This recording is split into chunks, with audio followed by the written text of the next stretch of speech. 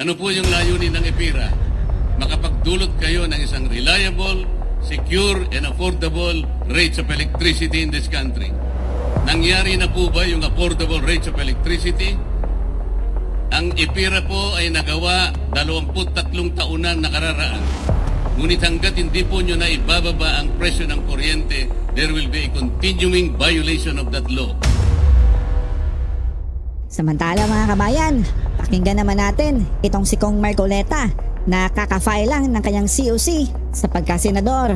Magandang umaga po sa ating lahat.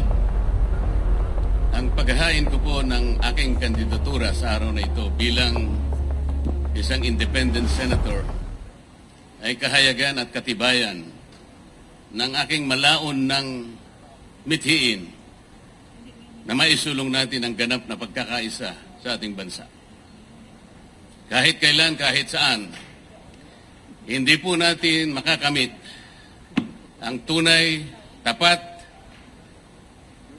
at mabilis ang paglilingkod sa lahat ng mamamayan kung wala pong pagkakaisa. Pati pagsulong ng ating bansa ay makokompromiso kung walang pagdadamayan at pagtutulungan sa isa't isa. Gusto ko pong balikan natin ang mga huling kaganapan na nangyari sa House of Representatives. Napansin po niyo siguro nang dahil lamang sa aking pagtatanggol sa katarungan, sa katwiran at sa mga sariling tuntunin namin sa House of Representatives, ako po ay inaway ng ilan sa aking mga kasamahan na nauwi nga po pati sa paggagawa ng hopya. Ayaw ko po ng awayan, ayaw ko po ng pasiklaban. Ayaw din po ito ng ating mga mamamayan. Maraming salamat po. Okay, question from the media. May nauna po dito kasi. Dante for Dante. Question. Hi sir, Dante Amento, UNTV. Sir, tanong ko lang po, in the past few months, you were questioning the contract entered into between COMELEC and Miru. And then, isa rin po kayo sa nagbulgar ng alleged offshore accounts na allegedly kay Chairman George Erwin Garcia. Ang question ko lang po sir, isa lang. Sa ngayon, kasi it is inevitable that you have filed your COC sa COMELEC na mayroon kayong question. Mayroon po ba kayong paniniwala sa integrity ng 2025 midterm elections? Thank you po. First of all, dahil po sa aking pagnanais na makapaglingkod sa mataas na level ng ating pamahalaan, ay napilitan po ako na mag-file ng COC, kagaya ng ginagawa ko sa araw na ito. At I do not want to fight two battles at the same time. Ang lahat po ng pangyayari ay may kani-kanyang panahon. Yun lamang po ang aking masasabi sa isyong yan. Malaya Business Insight. Gerard Nabal po. Sir, good morning. Sir, noong 2022, tumakbo po kayo for senator also, but you withdrew at the last minute. What makes it different this time, sir? Sa ngayon po, ang aking paniwala ay ganap na po akong nakahanda.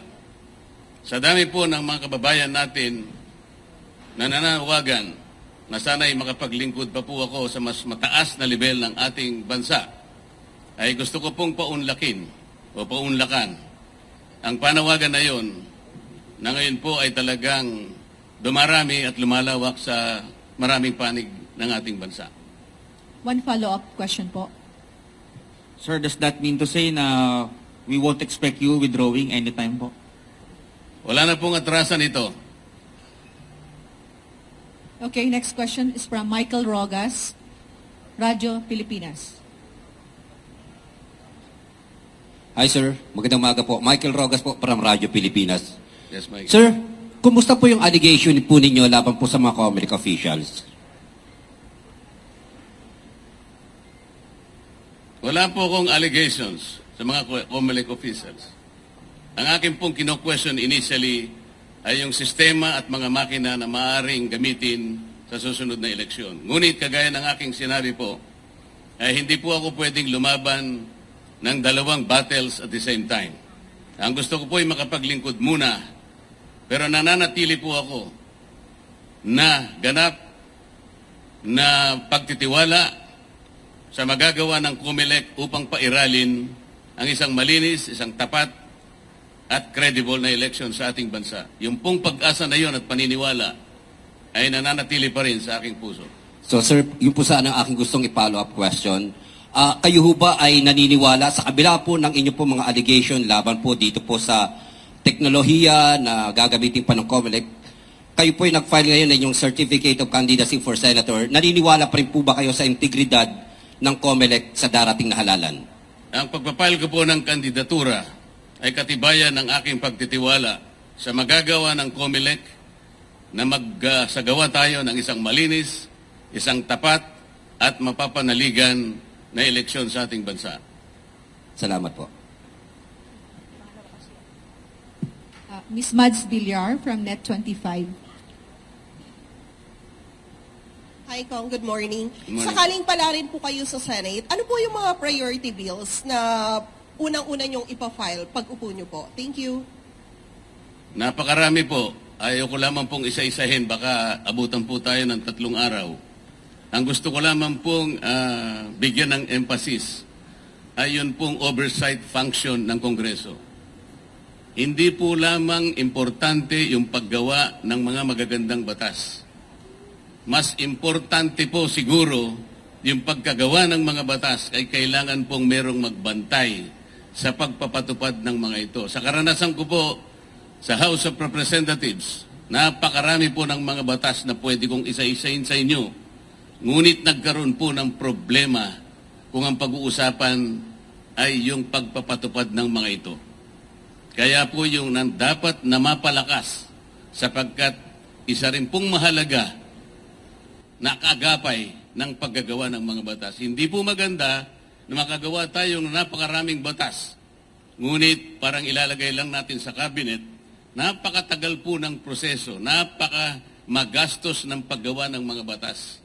Sa laki po ng panahon na ginugol ko sa House of Representatives, kung minsan po taunan, kung hindi man isang buong termino para ikaw ay magkapagpagawa ng isang batas. Sayang na sayang po kung isang magandang batas ay hindi po may patutupad ng maayos. Kagaya po ng EPIRA. Ano po yung layunin ng EPIRA? Makapagdulot kayo ng isang reliable, secure, and affordable rates of electricity in this country. Nangyari na po ba yung affordable rates of electricity? Ang EPIRA po ay nagawa 23 taon nang nakararaan. Ngunit hanggat hindi po nyo na ibababa ang presyo ng kuryente, there will be a continuing violation of that law.